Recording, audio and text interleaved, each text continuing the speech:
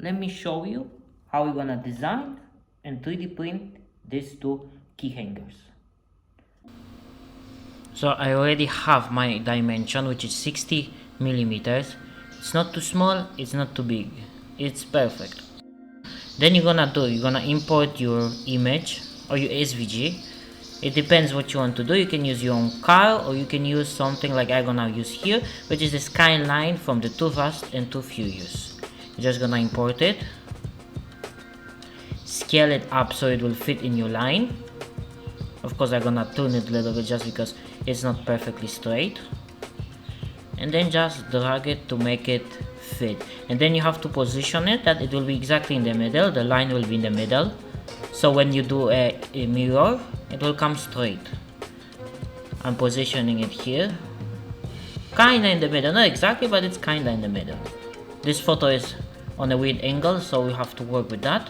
I could not find anything else. If you're using an SVG, you're gonna do the same thing, but SVG are a little bit easier to work with.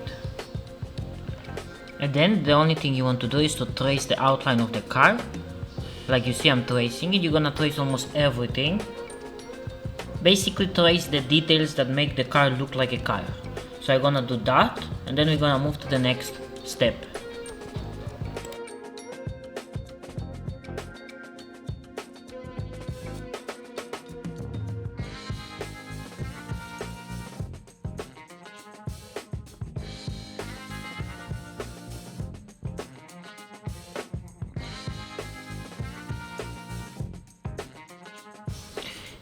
And then you can close your canvas and you can see the sketch, and then you select it and you will extrude it.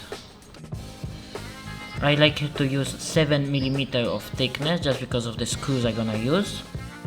And then you're gonna select like the windshield, the grill, and you're gonna cut it to give it like a depth. It depends on how much you want. I usually like 3 millimeters to 4.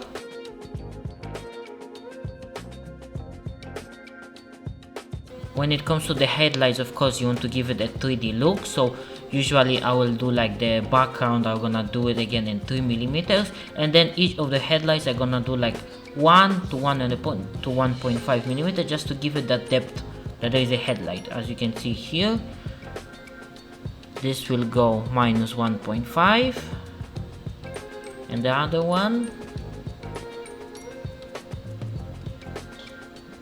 will go minus 1, just to give you that 3D look that this is a headlight.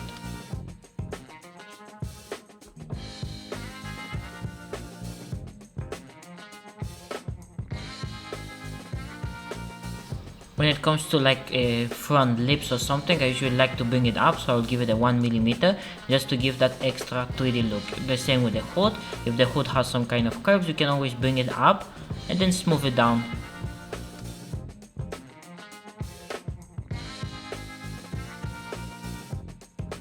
Here I'm using a pipe. I think this is the intercooler sprayer. You can use whatever you want, pipes, circles, just to add a little bit of details to your product.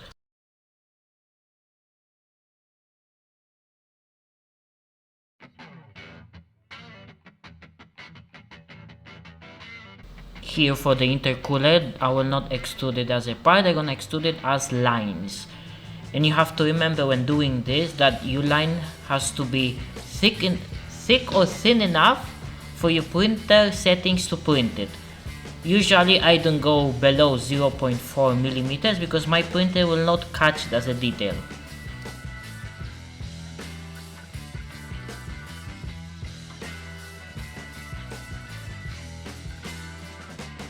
Now I'm gonna do the holes for the screws so I can hide them on the back.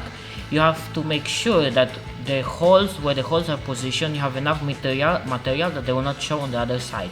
So I'm gonna do it where the hood is, where it's the thickest part of the print.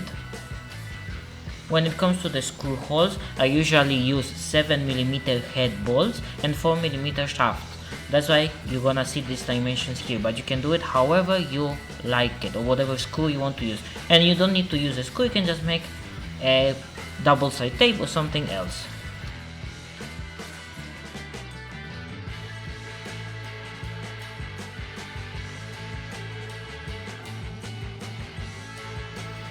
I usually cut my holes 5mm, that's why I'm making the hole point 7mm. So I have 2mm below for my, for the print, and 2mm or where the screw will actually sit, so it will not break.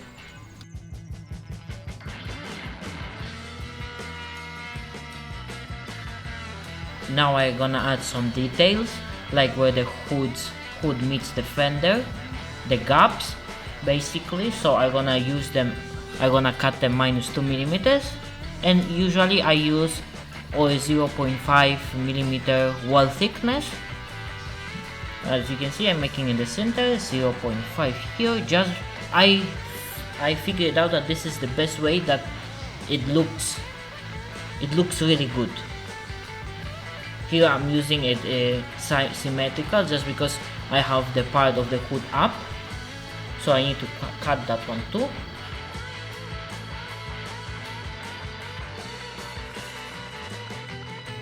And here now I'm gonna add like the the outlines of the windows, of the headlights, or everything else that I consider that they need a little bit of outline, they need that little bit of 3D look. So that's what I'm doing right now.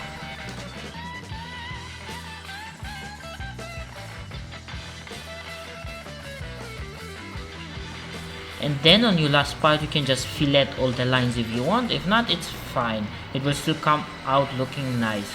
But sometimes I like to do like where the splitter is, to give a little bit of that fillet on the end.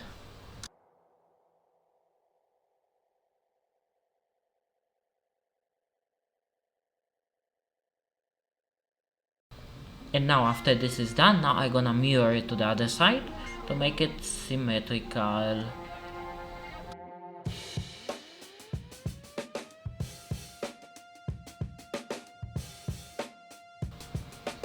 Now here we're gonna make our hooks. Like I said, I already have my dimensions, so we're gonna make it as 82mm, so the rest will be our hook.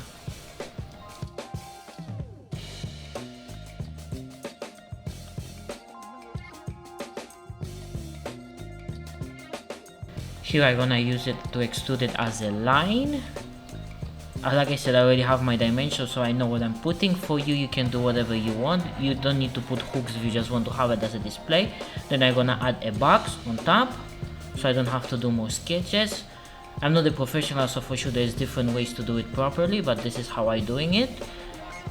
I'm gonna enter my dimensions and everything now, and then we're gonna add the logo. I like to add the logo as a SVG because it makes it just so much easier for you to extrude it later, or to design it, or to fix it if anything needs to be fixed. I'm just, like I said, I already know my dimensions. You have to make sure that the logo, the key hook basically can go through the logo, otherwise you will not be able to put your keys there. I'm just importing as an SVG, and then I'm gonna extrude it. Like I said, I have my already dimension. Usually I make them 3mm, and then I'm gonna add a little bit detail to the logo too.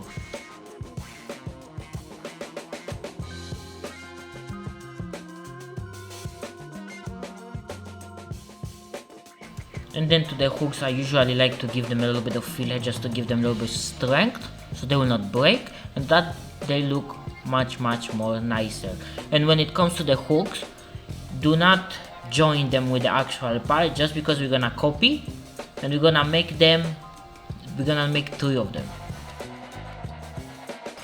Then I'm just using the move and copy tool, so I'm gonna select what I want, and I'm gonna copy it. And then I'm just gonna move it where I want it to be, and then I'm gonna do one more on the other side, and then I'm gonna join join them together.